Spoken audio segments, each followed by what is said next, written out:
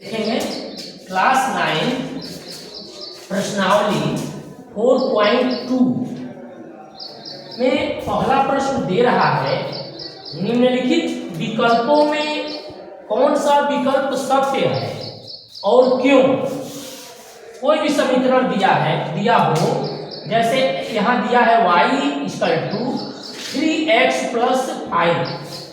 तो इस तरह का जब समीकरण रहता है तो यहाँ ये प्रश्न कह रहा है कि एक अद्वितीय हल होगा, यानी केवल एक आंसर होगा। ये कह रहा है दो हल होगा, केवल दो हल होगा।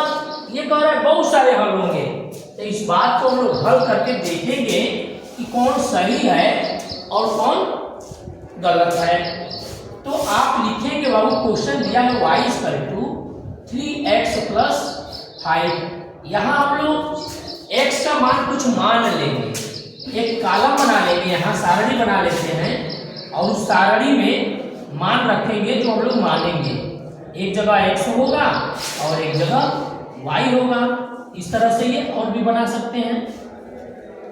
अब देखिए x का मान लिख लेंगे, माना इधर कौन सी, यहाँ y इधर x है ना, तो इधर वाले का मान मानते हैं। मान जो भी बराबर के बाद है उसका मान मानिए। माना x बराबर, अगर 0 क्या लेते हैं बाबू, अगर 0 लेते हैं तो y का मान क्या होगा।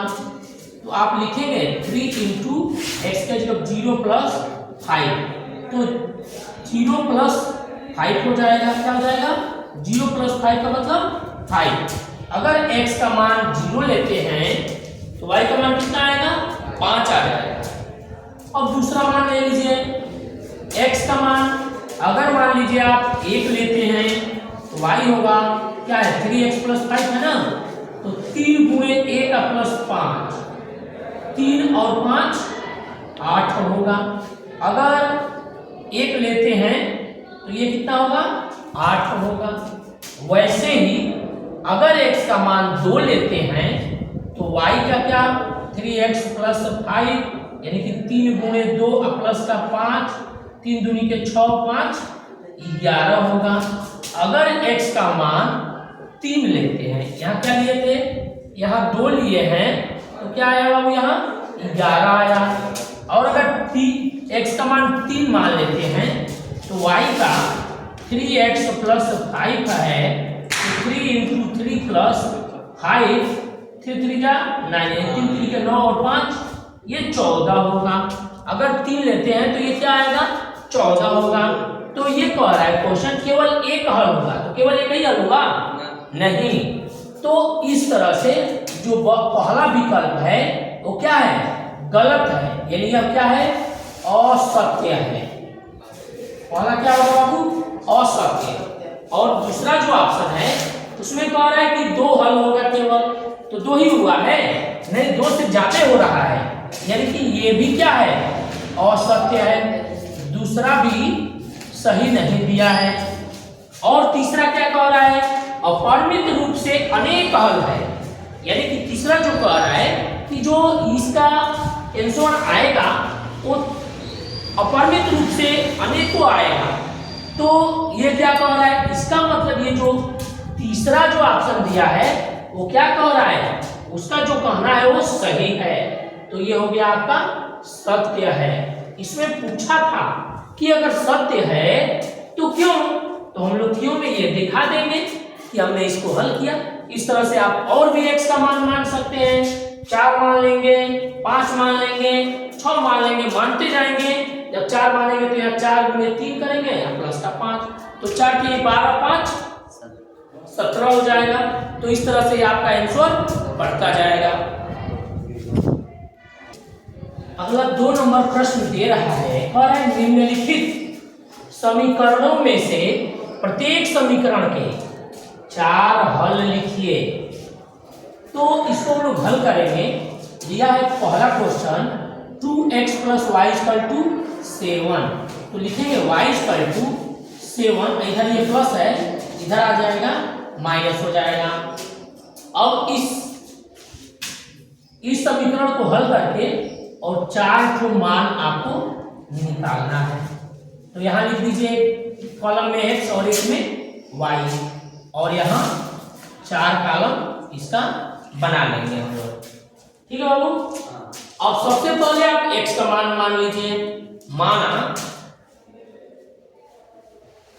x बराबर क्या ले लें, 0 ले लें। अगर x का मान आप 0 लेते हैं तो y का क्या आएगा, 7 - 2 × 0। तो 7 2 में 0 का होगा, 0 हो जाएगा, 7 आएगा। क्या आएगा, 7।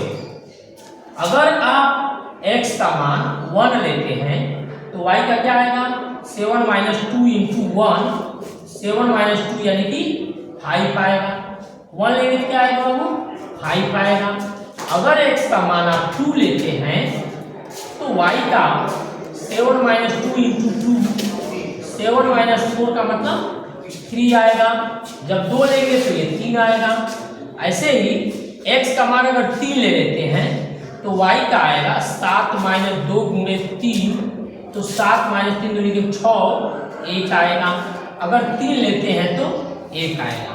तो इस तरह से हर सवाल का इसमें 4 हल पूछ रहा है, 4 मान पूछ रहा है, हम लोग इसको ऐसे हल करते चले जाएंगे। अगला 2 नंबर प्रश्न दे रहा है x + y = 9। यहाँ हम लोग फिर इसके लिए भी कॉलम बना लेंगे जिसमें एक x का मान रहेगा और एक जगह y का। 4 मान हल करने के लिए कहा है, 4 कॉलम बना लेंगे, पक्षांतर करा देंगे, y को यहाँ रहने देंगे और ये चला जाएगा इधर x। मान लेंगे, माना x बराबर 0 तो y का मान क्या आएगा, तो 9 - पाई × 0, तो ये तो 0 हो जाएगा यानी कि 9 आएगा। क्या, जब x का मान आप 0 लेंगे तो y का मान क्या आएगा बाबू, यहाँ पे 9 आएगा। दूसरा मान रखिए, x का मान अगर 1 लेते हैं तो y का क्या होगा, 9 - पाई x है, तो 9 - पाई × 1 यानी कि 9 - पाई। 1 से पाई में इंटू होगा तो पाई ही रह जाएगा। अगर x का मान 1 लेते हैं तो ये होगा 9 - पाई होगा।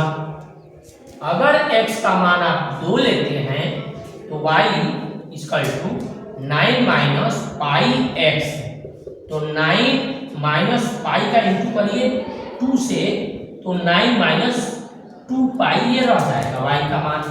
x का मान जब 2 लेंगे तो ये 9 - 2 पाई आएगा। वैसे ही x का मान अगर आप 3 लेते हैं तो y का 9 - पाई x, 9 - पाई × 3 करेंगे तो 9 - 3 पाई। क्या होगा बाबू, जब 3 लेंगे तो 9 - 3 पाई इसका आंसर हो जाएगा। तीसरा है x = 4y। हाँ, दूसरे का ये तीसरा है, दूसरे का तीसरा है। इसमें भी हम लोग को 4 मान हल करना है। एक कॉलम बना लेंगे, एक में आप x रख देंगे और एक में y, और 4 मान निकाल देंगे। यहाँ y उधर है, आप मान लेंगे, माना y बराबर 0। तो जब y बराबर आप 0 लेंगे क्या होगा बाबू, x = 4y है, तो 4 × 0 का मतलब 0। अगर y का मान आप 0 लेते हैं तो x का मान भी क्या है, 0 आ जाएगा। दूसरा मान रखिए, अगर y का मान आप 1 लेते हैं तो x का क्या है, 4y है ना, तो 4 × 1 का मतलब 4 होगा। अगर y का मान 1 लेते हैं तो x का मान क्या आएगा, 4 आ जाएगा। अगर y का मान आप 2 लेते हैं तो x का क्या होगा, 4y है, तो 4 × 2 क्या आएगा, 8 आ जाएगा। अगर 2 लेते हैं तो ये 8 आ जाएगा। y का मान अगर आप 3 लेते हैं तो x का क्या, 4y है, यानी कि 4 × 3 है, तो 4 × 12 हो जाएगा। कब, जब y का मान 3 लेंगे तब। तो इस तरह से इस सवाल नंबर 2 का हम लोग हल करेंगे। प्रश्न नंबर 3 कह रहा है कि बताइए कि निम्नलिखित हलों में कौन कौन समीकरण x minus 2y equal to 4 के हल हैं और कौन कौन हल नहीं। इसमें आपको ये करना होता है, जैसे पहला क्वेश्चन आपका दिया है 0 और 2, यानी सवाल है x का मान जो पहला होता है वो x का मान हो जाता है, पहला आप हल कर रहे हैं, और दूसरा जो होता है वह y का मान हो जाता है। समीकरण यहाँ दिया है x minus 2y equal to 4, तो जहां x है वहां क्या लिखेंगे, उसका मान लिखेंगे x का, यहाँ 0 है, और जहां y है y का मान रखेंगे, यहाँ 2 है, तो 2 गुणे 2 4। इसको जब हल करेंगे 0 माइनस 4 बराबर 4, यानी कि ये आएगा -4 बराबर 4। तो क्या दोनों तरफ बराबर है? नहीं, अंक तो बराबर है, लेकिन यहाँ ये माइनस में है और ये प्लस में है, तो इसको लिख देंगे नॉट इक्वल, यानी बराबर नहीं है। तो इसमें पूछा है कि हल हैं और कौन कौन हल नहीं है, तो ये हो जाएगा हल नहीं है। इसी तरह से आप दूसरे को हल करेंगे, x का मान क्या होगा 2 होगा और y का मान क्या होगा 0 होगा। सवाल लिखेंगे x minus 2y equal to 4, x के जगह पर क्या है, x का मान क्या है, यहाँ 2 है, 2 माइनस 2 और y की जगह पर 0 बराबर 4।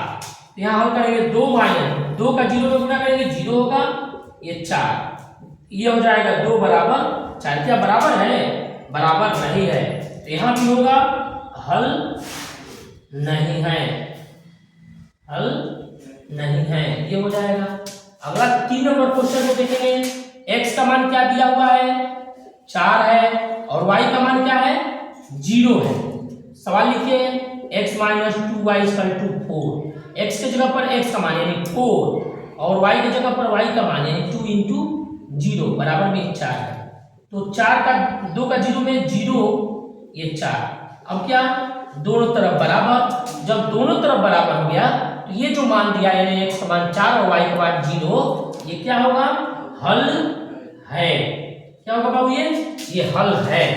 और अगला देखेंगे 5 नंबर क्वेश्चन, 5 नंबर 4 नंबर पांचों को हम लोग दूसरी जगह हल करेंगे। अभी 5 नंबर में दिया है x का मान है रूट में 2 और y का मान क्या है 4 रूट 2, ये दिया है।